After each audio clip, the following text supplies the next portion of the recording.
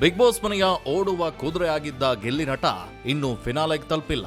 ಆದ್ರೆ ಅವ್ರಿಗಿಂತ ಮೊದಲು ಧನುಷ್ ಬಿಗ್ ಬಾಸ್ ಫಿನಾಲೆಗೆ ಎಂಟ್ರಿಯನ್ನ ಪಡೆದಿದ್ದಾರೆ. ಟಾಪ್ 6 ಆಟದಲ್ಲಿ ಗೆದ್ದು ಮೊದಲ ಕಂಟೆಸ್ಟೆಂಟ್ ಆಗಿ ಫಿನಾಲೆ ವೀಕ್ ಅನ್ನ ಪ್ರವೇಶಿಸಿದ್ದಾರೆ.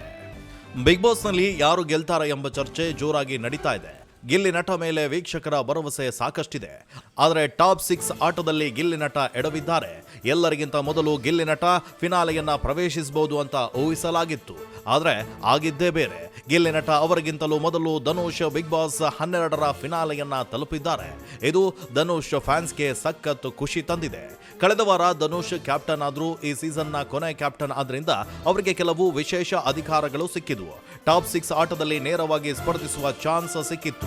ಅದನ್ನ ಚೆನ್ನಾಗಿ ಉಪಯೋಗಿಸಿಕೊಂಡ ಧನುಷ್ ಟಾಸ್ಕ್ನಲ್ಲಿ ಜಯಶಾಲಿ ಆಗುವ ಮೂಲಕ ಫಿನಾಲೆಯನ್ನ ತಲುಪಿದ್ರು. ಈ ಟಾಸ್ಕ್ನಲ್ಲಿ ಅಶ್ವಿನಿ, ಧನುಷ್, ರಘು, ಕಾವ್ಯ ಅವರು ಭಾಗಿಯಾಗಿದ್ರು. ಎಲ್ಲರ ನಡುವೆ ಟಫ್ ಸ್ಪರ್ಧೆ ಏರ್ಪಟ್ಟಿತ್ತು. ಅತಿ ಕಡಿಮೆ ಸಮಯದಲ್ಲಿ ಟಾಸ್ಕ್ ಪೂರ್ಣಗೊಳಿಸಿದ ಧನುಷ್ ಫಿನಾಲೆ ಟಿಕೆಟ್ ಅನ್ನ ಪಡೆದುಕೊಂಡ್ರು. ಕೊನೆಯ ಟಾಸ್ಕ್ ಅನ್ನ ಗೆದ್ದು ಧನುಷ್ ಫಿನಾಲೆಯನ್ನ ಪ್ರವೇಶಿಸಿದ್ದು ಯಾರಿಗೆಲ್ಲ ಖುಷಿಯಾಯ್ತು. ಧನುಷ್ ಬದಲು ಬೇರೆ ಯಾರೋ ಫಿನಾಲೆಗೆ ಎಂಟ್ರಿ ಕೊಡಬೇಕಿತ್ತು. ನೀವೇನಂತೀರಾ? ಕಮೆಂಟ್ ಮಾಡಿ ತಿಳಿಸಿ.